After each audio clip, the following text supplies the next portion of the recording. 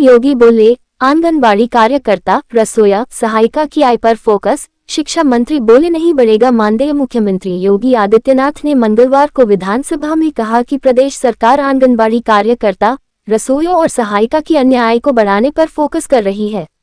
सपा सदस्य राजेंद्र प्रसाद चौधरी द्वारा इस बाबत पूछे गए सवाल के जवाब में इससे पहले बेसिक शिक्षा मंत्री संदीप सिंह ने कहा कि इनका मानदेय बढ़ाने को लेकर फिलहाल कोई विचार नहीं हो रहा है। वर्तमान में दिया जाने वाला भुगतान मानदेय आधारित है और न्यूनतम मजदूरी भुगतान के नियमों के दायरे में नहीं आता है। योगी ने कहा कि वर्ष 2012 से 2017 तक सपा सरकार थी, तब रसोइयों का मानदेय 500 रुपये से भी कम था। आपने दूसरा अन्याय ये किया कि जिनके बच्चे नहीं पढ़ेंगे उनको सेवा से हटा दिया जाएगा।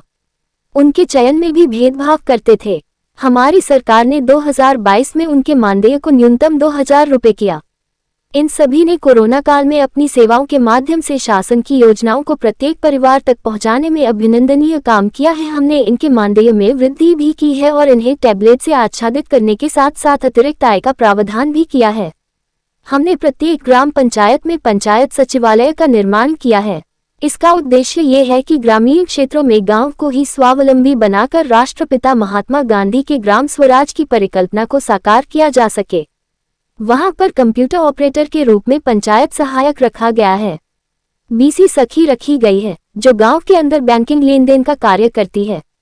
हमने 6 महीने के लिए उन्हें एक निश्चित मानदेय के साथ जोड़ा, लेकिन जब बैंक से उनका कमीशन बन गया तो वह अच्छी आय अर्जित कर रही हैं।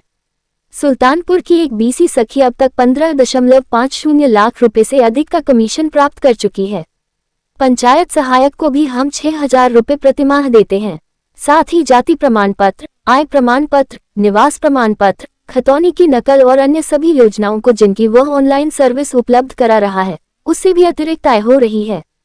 वित्तविहीन माध्यमिक विद्यालय के शिक्षकों को प्रबंध तंत्र अपने स्रोत से ही देगा मानदेय।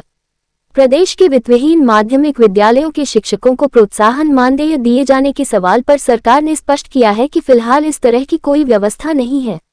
नियमानुसार इन शिक्षकों को मानदेय प्रबंध तंत्र को अपने स्रोत से ही देना होगा। विधान परिषद में एमएलसी डॉक्टर आकाश अग्रवाल व राज बहादुर चंदेल ने संयुक्त रूप से यह मामला उठाया। उन्होंने कहा कि यहाँ के शिक्षकों के लिए 2017 के बाद से सरकार ने कोई अतिरिक्त आर्थिक सहायता नहीं की है, जबकि पूर्व में 200 करोड़ दिया गया था। आज यहाँ के शिक्षक बंधु व मजदूरों की तरह जीवन यापन कर रहे हैं। कोविड काल में इनको राहत पैकेज देने की मांग की गई, लेकिन कोई निर्णय नहीं हुआ।